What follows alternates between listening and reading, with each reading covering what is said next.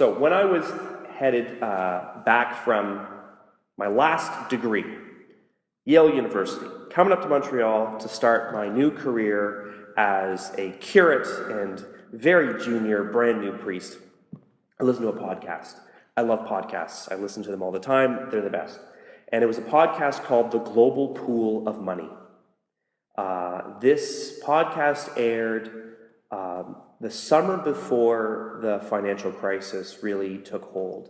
And it was in this weird limbo phase where people didn't know what was going on. Essentially, in a nutshell, a lot of the countries, such as the BRIC countries, so Brazil, Russia, India, and China, they were accumulating huge amounts of cash, just billions, actually over $1 trillion in cash. And the problem when you have a lot of money is you want to put it somewhere. And people like us put it in banks. But if you literally have billions of dollars, it's sometimes tricky to find where to put the money, especially if you want to make the money grow as much as you can. And before the financial crisis, interest rates were very, very high. And they found that there was one place, more than anywhere else in the world, where they could put their money and it would accumulate the largest amount of wealth. And those were mortgages in the United States. This was by far the best way to make money. And so what they did was they took all their money and they put it in American mortgages. And they basically bought these companies, and there were companies on the American side that would package these mortgages into these attractive sort of investment bundles, right? Mortgage-backed securities. And they would sell these to investors all over the world. And they sold out, basically. So they're like, okay, well, we need to make more mortgages because these things are selling like hotcakes and we're making $1 gazillion. Whatever a gazillion is, they were literally making that. So they thought, okay, so we've run out, so what we're going to do is we're going to lower the standards, by which we sell these mortgages. So they make it a little bit easier to get mortgages, and they make a whole new bundle, and they sell those, and they make even more money than the last time. There's like just all this money coming in. So they do it over and over and over again. The standards lower. Meanwhile, on the other side, people are discovering, holy crap, it doesn't matter how many houses we build, we sell them almost instantly, right? Because they have all these fantastic mortgages. So more and more and more houses are being built all over the United States. No one's really living in them exactly, but it doesn't matter because the people that are building the houses are selling them. And there are always, and then on the other side, there are mortgages that are being acquired by increasingly dubious people and poorer people who can't afford these mortgages, but they're getting their dream home, and who doesn't want to have their dream home? And so, things go and go and go until one day, everybody starts to realize that none of these mortgages are real, no one can afford any of them, and the bottom falls out.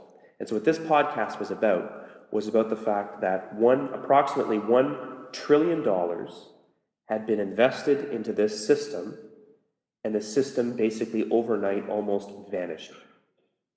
And all the money disappeared, like into smoke, just gone forever, right? It's as if you just gave an oak tree $1,000, right? Or, I don't know, fire. It's like it's as if it was incinerated, right? So the podcast was, I wonder what's going to happen now. That was what the podcast was. They're like, well, that was weird. I hope there's no negative consequences to $1 trillion vanishing from the global economy, right? And of course, we all know what happened, right? There were repercussions going down. What made things even worse was the companies were worried about these investments, so they simply created insurance plans. They had these insurance programs where they would say, well, I'm going to sell you this, this really, really sketchy mortgage, but don't worry, I have insurance, so that if the bottom ends up falling into the mortgage, you can cash in insurance for that and get your money back. But the people taking out the mortgages were the same people issuing the insurance policies. So it didn't matter. Once they all started collapsing simultaneously, there was no way to pay the insurance. And so they were even in more trouble as they were before, because they thought that there was even more money in the system because they created even more magical invisible money. And so eventually every single one of these financial institutions starts to go bankrupt. As they start to go bankrupt, the ones that were going bankrupt more slowly were buying the ones going bankrupt more fast. So, and then of course the really big ones at the top that ate all the little ones were bailed out by the government, and now they're fine. Right? And it's up to the rest of the world to eat this $1 trillion that vanished into smoke. And we've been doing that for the last, 10 years, right? We've been adjusting to the fact that $1 trillion vanished from the global economy. This is the world that Jesus is describing in this parable. The reason why this parable is so confusing is because there is no protagonist in the story. A lot of Jesus' parables, the master is God. In this story, the master is not. In a lot of stories, if the master isn't God, then the person working under the master is very clever or very wise. And this person is, while clever and crafty, is not the protagonist. Jesus is describing a world utterly corrupt and essentially the mirror of the kingdom of God. There is an acronym that the hedge fund managers would use at the very bottom of all of their letters. It was like a little code. It was called IBGYBG. And whenever they were discussing something particularly disastrous for the future, they would just put in little letters IBGYBG. It stands for I'll be gone and you'll be gone. Right? The idea was, right? By the time the whole thing collapses, we'll have the cream of the crop and we will be gone. I'll be gone and you'll be gone and everything will fall apart, but we won't be there. When the call of Jesus over and over again is almost always, I will be here and you'll be here.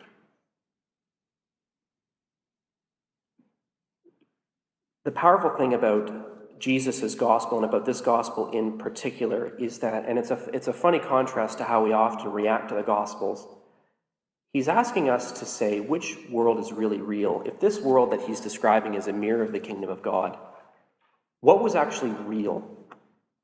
What was real in this financial crisis, right? The mortgages were imaginary. They didn't exist.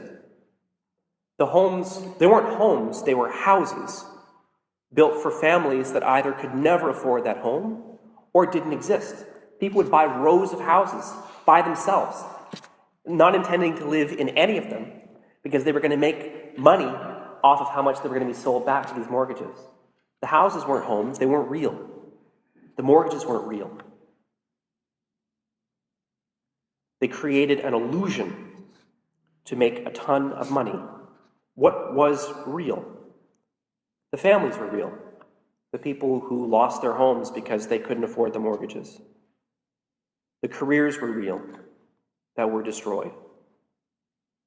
Life savings were real. People investing their lives in pension funds that weren't able to be supported because so much of the future of our society was resting on these massive corporations, and other countries all over the world were impacted, including our own. Because Jesus speaks so often in parable and paradox and confusing images, we run the risk of wondering whether the real world is more real, more truthful than the kingdom of God. But Jesus might ask us in this moment, what's more real? The lives of the families or those imaginary mortgages? What's more real?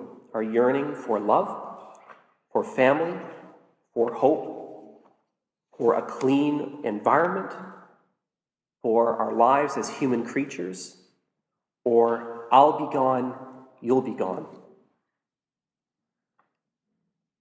Where? It's a global economy. It's almost a religious statement. It's a competing religious statement. It's a competing vision. It's a competing dream. The dream of the kingdom of God and the dream of I'll be gone, you'll be gone.